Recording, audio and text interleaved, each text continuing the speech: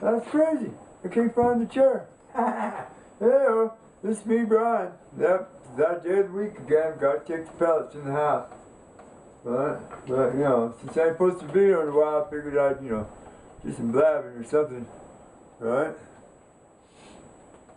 I'm pretty sure there's a lot of people, you know, way more technically, you know, capable of doing, you know, making this video, you know what I'm saying? But this is just my, you know, you guys know me, this is just my slant. My, you know, the way I think, the way it looks to me, you know what I'm saying? From, you know, listening to all the different sources, but let's do a little history. Let's do a little history of the Russian conflict in Ukraine. Right off, number one, you know what I'm saying, the territory that they're fighting over right now, right, and the people that populate this area, right, they're all pretty much Russians, right? You know what I'm saying, when it was the Soviet Union, they were part of the Russian Federation. Before that, you know what I'm saying, when it was the Germans, you know, in World War II, and the Russians, they were Russians. You know what I'm saying, all the people, you know, Ukraine, the Crimea, you know what I'm saying, all that part of the little Black Sea or whichever ocean it is right there. All of those people, historically, have always, I mean, all the way back past where the Tsars were from. They have fought, the Russians have fought wars over this territory for centuries. They really truly have. They have slaughtered each other. There has been genocide on this side and that side and everybody else's side. For generation upon generation upon generation, the Russian people, the Ukrainian people, the people in the, you know what I'm saying, you know, all of the little federations, Moldavia, you know what I'm saying, all of Lithuania, all of those people, you know what I'm saying, historically, right, their ground has always been fought over. Always. Continuously. I mean, you know, they said that Putin's assault on the Ukraine was the largest military assault on any country since World War II. You can figure that to be true. I mean, he had 100,000 soldiers and tanks and, you know, bombs and jets and everything else, right? You know what I'm saying? So, and you know, we all know what happened. We all know what the atrocities were in this ground, you know what I'm saying, during World War II. You know what I'm saying? I'm not going to highlight on that because that's all well known and documented, right? But right now, the cities you know, the cities that won't give up are not going to give up because it's not in the Russian mindset. Right, because even though the Ukrainians feel nationalistic and they're Ukrainian, they are still Russian, right? And the Russians that live on the other side, you know, they feel Ukrainian, right? You know what I'm saying? So it's about not giving up your country, but your your nationality, who you are. You know what I'm saying? You know, Putin doesn't necessarily want to get rid of Ukraine. He doesn't. What Putin wants his safety zone and buffer zone, just like all of the Russian leaders before him, you know what I'm saying, to keep the NATO at bay, right? Because he's surrounded by NATO. My understanding is the whole point of this fact is that he doesn't want Ukraine to become a member of NATO. Fine, right? I think that's the vote of the people's choice, you know, not his choice. Right? But I understand his reasonings why. Right? You know what I'm saying? Now, I also understand the reasonings of NATO and all of the world leaders that are part of NATO, you know what I'm saying, the Treaty Alliance, right, in their position on this is not NATO's war. This is not. And the American position is steadfast in this too. This is not our war. And everybody out there should understand this too. This is not our war. There is no need for any of our troops or any NATO troops to put feet on the ground in Ukraine to help defend them.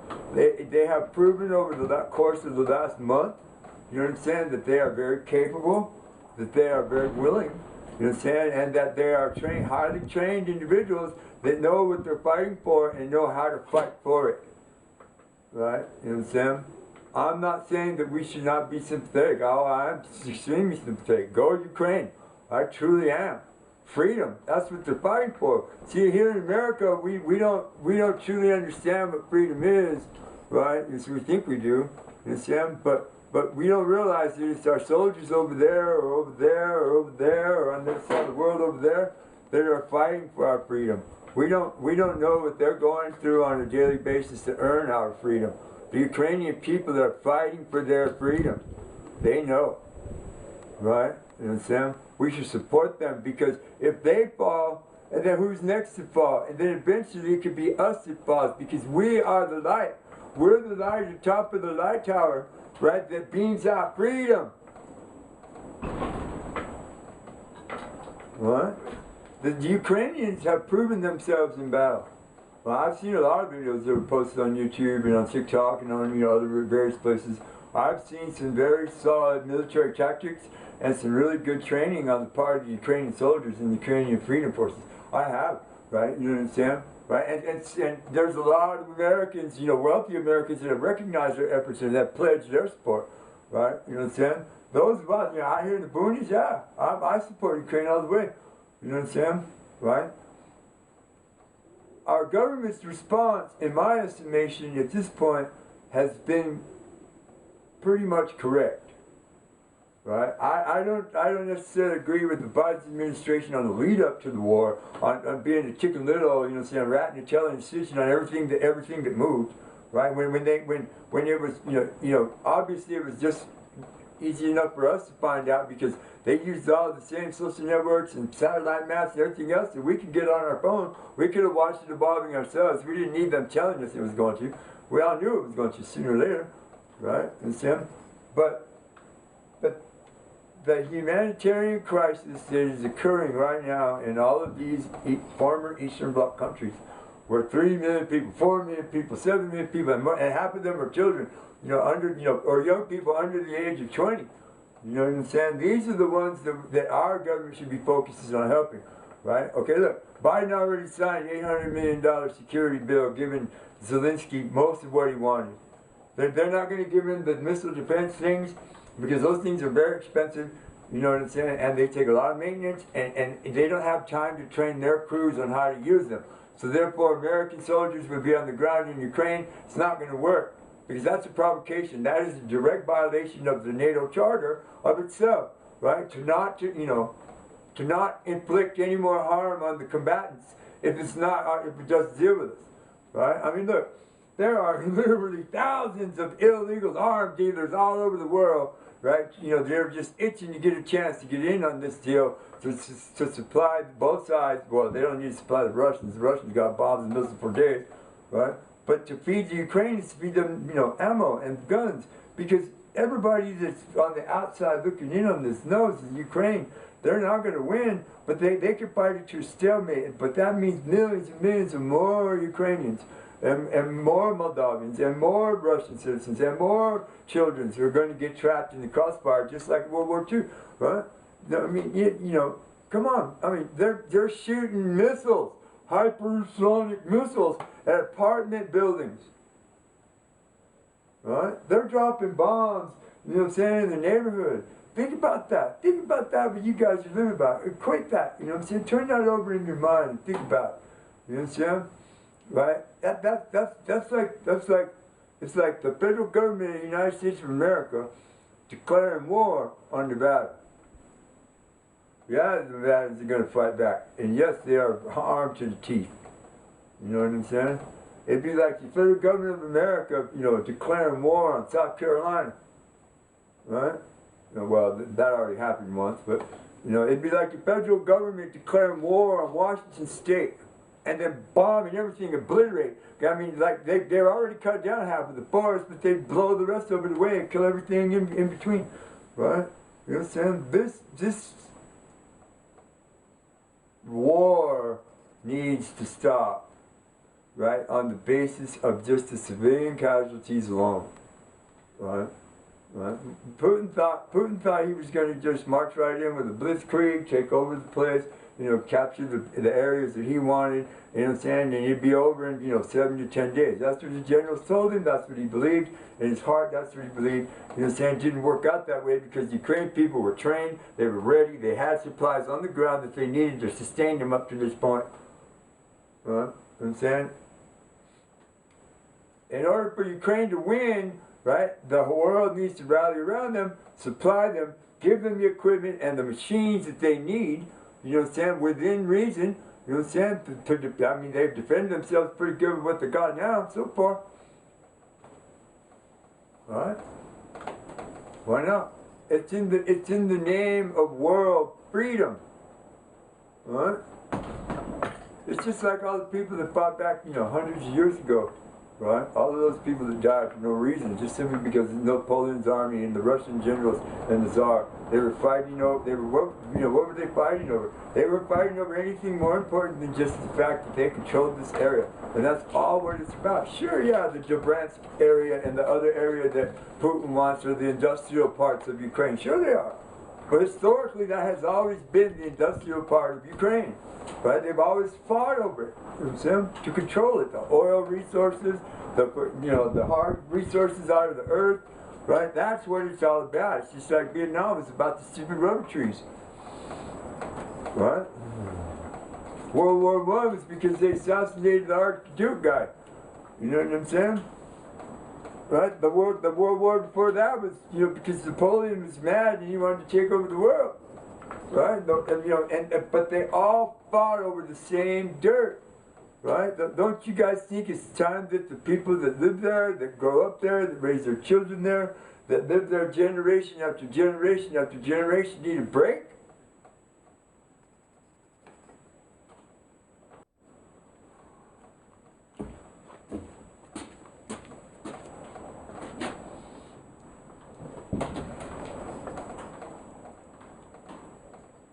I mean, this is the first war in a long time that's actually being played out on the television, right, on the social media, right, and everybody has an opinion, and this is just mine. And so remember where I live at. I live out here in the nowheres, in the wilds of Nevada, where this is not really affecting me. It's only affecting us when we got to put gas in the truck, right, and so when we got to go to the grocery store. That's how it affects us, you know what I'm saying? And but the humanitarian aspect of the whole thing affects us greatly, right? There's no need to be bombing apartment buildings and shopping malls, and and hospital underground hospital shelters. What the heck? What kind of warfare is that? Huh? They might as well just shoot them missiles that have all the little tiny bombs. You know what I'm saying? That when the missile cracks open, 300 little bomb that falls out, and it just wipes out the whole street. They might as well just shoot those instead of wasting their billion-ruble fucking missiles. Might as well. Right? Anyways, it's just my opinion from out here in the nowhere. Right? I just want people to understand because you can be really detached and you can really truly dehumanize the whole thing by watching it on the TV, because that's only one slant, because the lens only shows you what's happening right now in this instant. Right? So even though it's an hour-long documentary or it's an hour-long news report, right, it's still only showing you a snapshot of what's happening right now. Right? Just think about the devastation that's already occurred. Why these 3 million people are running, right? And then on top of it, right, think about the soldiers that are there in the trenches, in the bombed out apartment buildings, fighting a guerrilla war against a superior power that has more equipment, that has more ammo, you understand? That is willing to keep pushing more and more soldiers at you. Think about that. Put yourself in their spot, right? My question is this: would the vast majority of Americans, would they fight back like the Ukrainians? If you think you would, you know what I'm saying, then you should be supporting the Ukrainians. And if you think that our government is doing something right or something wrong, you know what I'm saying, you should tell them too. Right? Because it affects us too. It comes down the ladder to basic, simple freedom. Freedom to choose.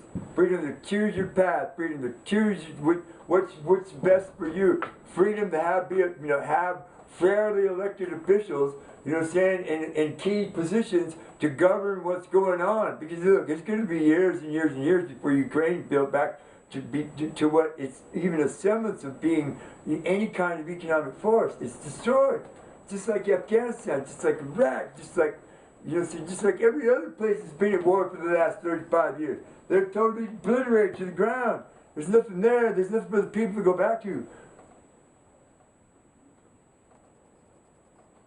They want to make billions and trillions in the corporate level, but you know what? Since COVID's going away now, they say, well, why don't we put some people to work somewhere and spend some of these billions of corporate dollars instead to make so that they make trillions more. If that's how the money machine wants to work now, well, let's instead of killing everybody, let's stop all the killing, negotiate peace, give a truce. You get this app, you get this app, this app, this that app. You understand? Leave the fuck people alone. Send in some fuck people to build the fuck place back up. Then we wouldn't have a homeless problem, would we? This is me, Brian. Please like and subscribe, share this video if you think it's radical enough. You never know. Thank you.